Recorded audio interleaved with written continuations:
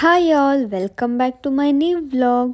ಪನ್ನೀರ್ ತಿಂದು ಬೋರ್ ಆಗಿದೆಯಾ? ಹಾಗಿದ್ರೆ ಟೋಫುಲಿ ಈ ರೆಸಿಪಿ ಟ್ರೈ ಮಾಡಿ.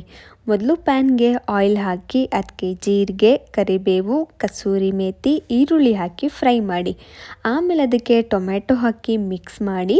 ನೆಕ್ಸ್ಟ್ ಅದಕ್ಕೆ ಬೆಳ್ಳುಳ್ಳಿ, ಸೋಂಪು, ಚಕ್ಕೆ, ಲವಂಗ, ಸ್ಟಾರ್ ಆ್ಯನಿಸ್, ಶುಂಠಿ ಹಾಕಿ ಫ್ರೈ ಮಾಡಿ. ಇದು ಚೆನ್ನಾಗಿ ಬೆಂದು ಸಾಫ್ಟ್ ಆಗಬೇಕು. ಆಮೇಲೆ ಇದಕ್ಕೆ chilli powder and Kashmiri red chilli powder hockey mix ಮಾಡಿ ಪೇಸ್ಟ್ ಮಾಡ್ಕೊಳ್ಳಿ.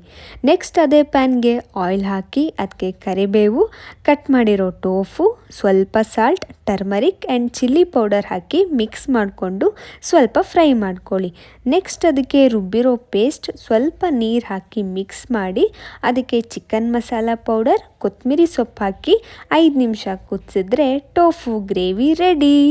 ನೀವು ಇದನ್ನು ಚಪಾತಿ ಆ್ಯಂಡ್ ದೋಸೆಗೂ ತಿನ್ಬೋದು.